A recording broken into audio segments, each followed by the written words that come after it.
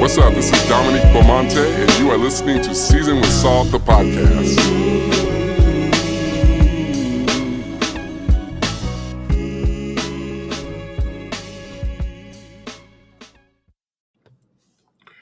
I'm trying to figure out if there is a lesson that I'm supposed to learn or something that I'm supposed to grab by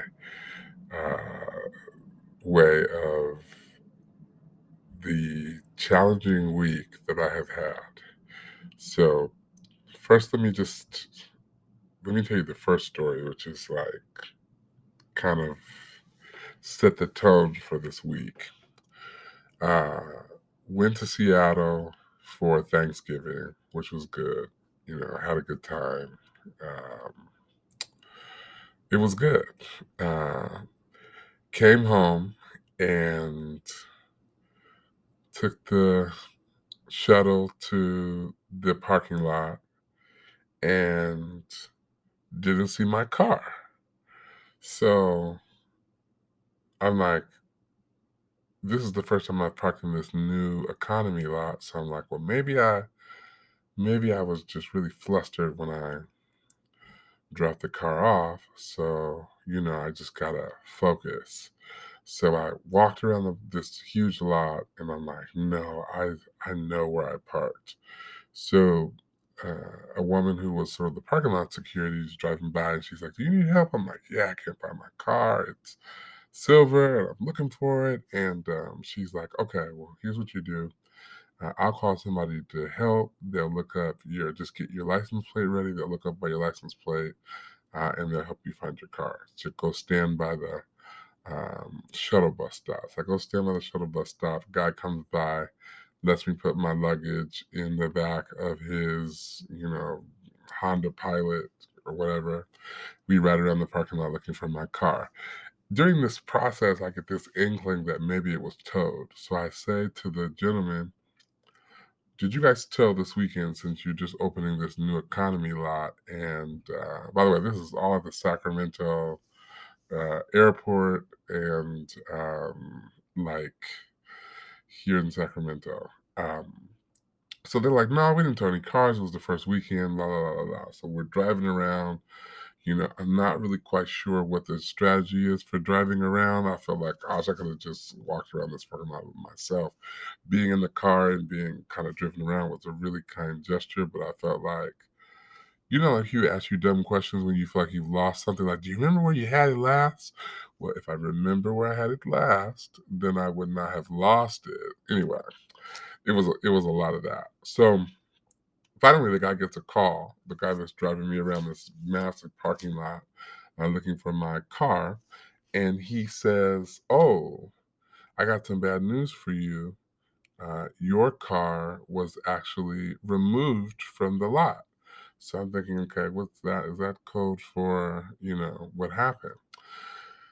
My car had been towed from the lot. And so they gave me the phone number for the gentleman that I'm supposed to call that's supposed to give me information about where exactly my car is. So he gives me the phone number. I'm trying to get out of this Honda Pilot that they're driving me around to show me potentially where my car could be. Grab my luggage out. I'm talking to this guy. And he says to me, your car was towed because you had a conversation with someone who told you you are parked in an illegal spot, you need to move your car, and you refused. Now, okay, let me just sort of rewind back to set the stage for how we even get here. The Sacramento Airport has one economy parking lot. It has a cell phone, a free cell phone lot, and has a number of garages and parking structures that are closer to the airport that cost more. So when I get to the airport on Thanksgiving for my 12:05 flight, I realized that the economy lot is full. And the only lot that's full is the $28. The only lot that has availability is the $28 lot. So I'm not parking in that. So immediately my mind is thinking like, I don't live that far from the airport. Drop my car back real quick, call a Uber, get back to the airport, jump on my flight. I didn't have anything to check. So I did remember last time, however, that because I drove by the economy lot again and I see all these empty spots. So I decided I'm going to call the 1-800 number of the parking customer service line for the airport and ask them what's going on. So I call the number and the woman who answers the phone is like, we just opened a brand new economy lot where the free cell phone lot is. And she's like, "Park anywhere, just remember your license plate number, and then, you pay in advance, and then I asked her a couple of questions about that. But when I got there to the new economy lot, there was no visible signage or anywhere that it said, parks. I drove around the lot for a while. I didn't see any place to pay. It was the first time I guess the lot had just opened. Clearly, a lot of people knew about this because there was a lot of people parked in the parking lot. I ended up going around the perimeter of the parking lot looking for somewhere to park, and I find a place to park right across from where the shuttle is. I see the shuttle. I'm excited about the fact that I'm parked close to where the shuttle is. I mean, as fast as I can, I grab my stuff, I jump on the shuttle. It takes me to the airport. I get on the plane. I fly to Seattle. Boom. Flight's 30 minutes early, like just perfect situation. No time in my communication did I ever speak to anybody aside from the woman on the phone who told me that the new economy lot had just opened. So when the gentleman tells me that I have an argument with someone and they ask me to move and I refuse to, quite naturally I have a lot of questions. When the guy starts like kind of pushing me off, telling me I should, I in error parked in the free cell phone lot because the angle that I came into the lot was the back of the lot, and there was no signage that said, "This is the cell phone lot." And again, the woman on the phone told me to park anywhere. Um, so I'm thinking like, surely my car will be here, everything will be fine. As I was on the bus, I started asking other people, so when you guys got to that lot, was the gate open? Because the gate was open when I came in and there was no way to pay.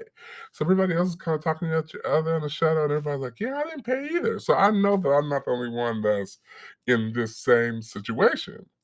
So this gentleman, so I'm asking him, so who exactly did I have this altercation with? What's their name? Give me this information so I can write it down. He tells me where my car is. I called the tow company. They tell me that it was $240 to it was $240, $220, one of them, to tow my car, and then $60 a day for storage. So it's $400. It comes to $400, and the lady is like, "If you come and pick it up tonight, we have to call a manager to open up the gate. That's an extra $110. So it'll be $510. If you wait in the morning, it'll be an additional $60, which you might be able to talk up the management." But I'm so like taken by this erroneous conversation that I allegedly had with somebody where the gentleman that I'm talking to, he refuses to tell me the name. He said he can't give me any information. So I'm like, so how do I file a complaint? Because this is an accident. This is a mistake. Like something is wrong with this scenario. And he's like, you Google Sacramento Airport, and then you go to the bottom and you click on contact us. I mean, it was just something like really like not helpful. So, long story short, when I go the next morning to pick up my car, I ended up paying $460. The manager there, contrary to what the person on the phone said, offered me no grace with regard to getting getting the $60 waived. So I ended up paying the 460 instead of 400. And I heard once from I did end up finding the place to make a complaint about the customer service and the information that I was received that was erroneous, and nothing I got an email back from from somebody saying, "The manager said he told you several times to move." I'm like, "No, this is a lie. I never even talked to a manager." So I found out when I got to the tow truck that the person who was alleging that I had this erroneous conversation with somebody who worked for Sacramento Parking was indeed the person that I was talking to on the phone. So he knew he was lying. Like he knew he was making it up. Anyway, it's just so crazy because there's just no justice. People just get to screw you over with no accountability, and it's just very interesting. So that's kind of the way that my week started, and I pray, ask folks that I pray with, to agree with me in prayer and asking God to, turn the situation around. I mean, of course, like paying $460 plus I got a $53 ticket on top of that. Paying this amount of money in December in between trips and such is just the biggest. Like I can't communicate with my mouth how huge of a inconvenience and just I can't, especially when you know that the situation that you're in, like, I mean, I can take responsibility. Maybe I wasn't paying attention. Maybe I missed a sign. Maybe I was confused because the lot was new. But the whole fabrication of me having this false interact, it's just all very frustrating to think about. And so naturally, like in the interim, because I know that God is able, I mean, it's just $460, I know that that's not like a huge number, in heaven. I mean, God can, drop $460 in my bank account tonight if he wanted to. But it's this idea of like people getting away with doing something that, like, to them is just one lie, right? Like one fabrication that has such a deeper impact on somebody else's life and such. So naturally, like, what can you what can you learn? Um, the first thing that was really interesting to me, because sometimes we get in bad situations, and I think that as somebody who has accepted the call to preach and to be a servant leader, sometimes the cost that you pay when you accept that responsibility is difficulty that you shouldn't complain about, right? So, I mean, the good thing is that I had $460 plus $53, to pay this and to get my car.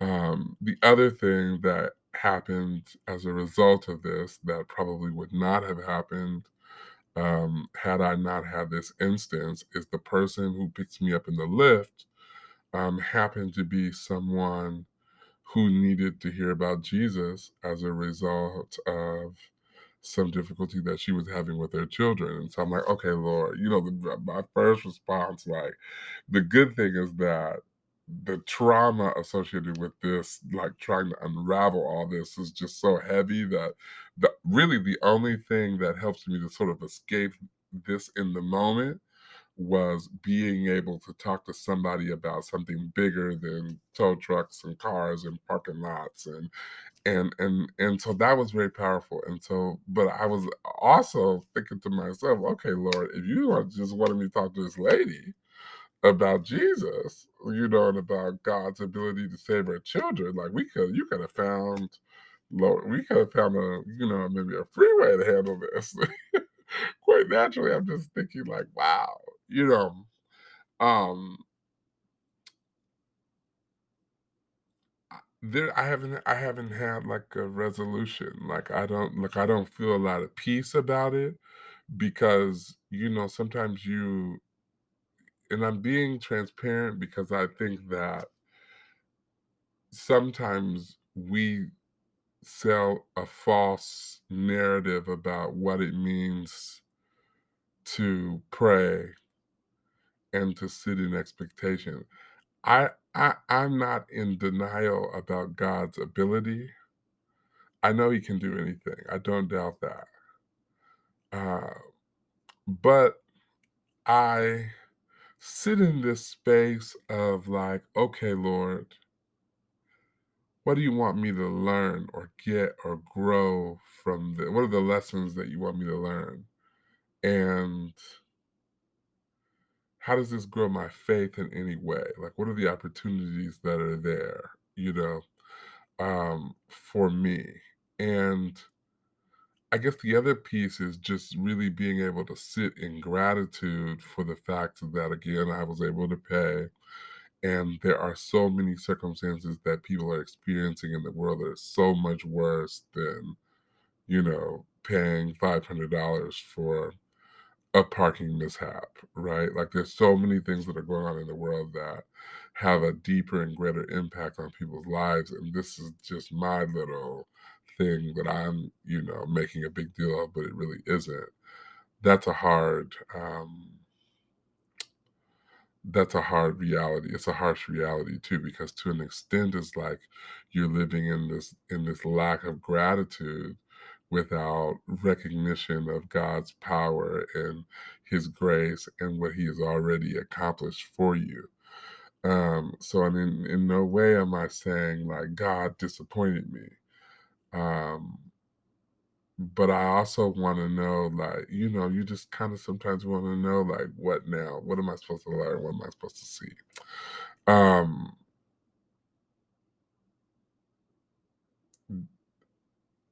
I think that we can't escape, the harsh realities of life just because we have faith or we believe God or we're saved or we go to church.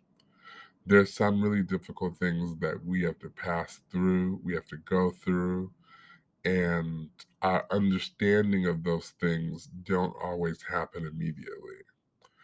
Like we don't always get the answer that we're looking for. The lesson that God is trying to teach us sometimes isn't as evident immediately. Sometimes we have to wait, a little while. Sometimes we have to wait a lot of while, right? And it's hard in those seasons to understand the why because only God knows the why. And sometimes we can be over focused on justice and equity and feeling heard and feeling safe and feeling like you're being treated fair that we forget the bigger picture, right? And it is sometimes the bigger picture is when you make the decision to be a witness for God, to be an example for Him, it doesn't excuse you from heartache, but it invites you to experience heartache in a different way, for the sake of who you have sold out to. And a part of the journey of disappointment is figuring out a way to strike a balance between disappointment and servanthood because I'm not my own. I'm not happy with the scenario, but for all intents and purposes, this could be God's way of using me to help somebody else. It requires me to understand what I'm experiencing outside of my own experience. I think that's what Paul talked about when he talked about being dead to the flesh. It's like ignoring what you're feeling because you recognize that what you're experiencing is because you accepted God's will when you said, Lord, I'll do whatever you want me to do. And the danger of obedience sometimes is that it takes us to places that we don't always understand or get an answer to. And sometimes God gives us the answer immediately, and sometimes it takes forever, right? You know, and thanks be to God for both of those experiences, right? When God fixes it quickly, but also when God takes his time to fix what we're experiencing for our own sake and for the sake of those who watch us, who listen to us. And so I've got to realize that justice in this situation may not be through the Sacramento County airport system. It might not be through the College Oaks towing company. It might not be through the Sacramento Airport operations. But whatever God wants to do to prove his sovereignty to me, to prove his faithfulness to me, it's going to be better than what I expect. And I'm also open to the fact that the better is deeply and directly related to God's intended outcome and not mine, right? And so maybe I'm just whining or maybe I'm being ungrateful or whatever, but it's just this is a part of what has crafted or shaped the way I've experienced life this week. And not every story or podcast or episode has this fuzzy feeling or ending. Like sometimes you just wrestle with disappointment until somehow disappointment becomes the way that you experience victory. And so I'm praying for that for myself, but I'm also praying that for other people, that you have access to victory through the things that have hurt you or misled you or mistreated you or angered you or confused you or were seemingly unfair, that you experience the glory of God through those things, and that even if the gift of it all is that you have peace that you can't explain, that even that's beautiful, right? Right. Even if it's that whenever you think about that mishap or that thing that you were dissatisfied with, you feel a peace come over you. Maybe that's the only reward that you get. And then you're able to talk about God's peace, you know, next time somebody is, even if that's it. Like, I pray that we sit in a space of gratitude for what we have and what we don't have and who gave it to us, literally. So I don't know, y'all. That's all I kind of just wanted to say. I didn't even have any notes or anything. I was like just putting it out there. I'm just going to lay it all out and, hope for the best. But anyway, I hope you guys have a good day. My next episode is going to be jovial and exciting. And, it's going to be something to think about and all this kind of stuff. And I won't be rambling. I have something written down and it'll be great. But this is what God wanted me to say today. I'm going to say a word of prayer because if you're listening still, maybe something that I have said resonates with you. And that's my hope. God, um, this little story of my own disappointment in people and things that happen to us in life, I know it's just really small to you because you are the God of all flesh. You have everything has you. Uh, and so this is no big deal to you. And I thank you for being that kind of God that is so big that even the things that are of utmost worry in our lives are just minuscule things that you can handle with ease. So thank you for that. I'm praying that those who listen would be inspired to believe you and to trust you and not to give up and not to surrender and not to quit, but to keep going as long as they can. I'm praying that satisfaction or the lack of satisfaction or fatigue doesn't get in the way of what you were doing in their lives so they don't quit prematurely. And I thank you in advance for the fact that you love us so much that you will not let us go so long without understanding the what and the why and the when and the where. So thank you in advance for showing yourself strong and bringing clarity to the things that we're concerned about. In Jesus' name, amen.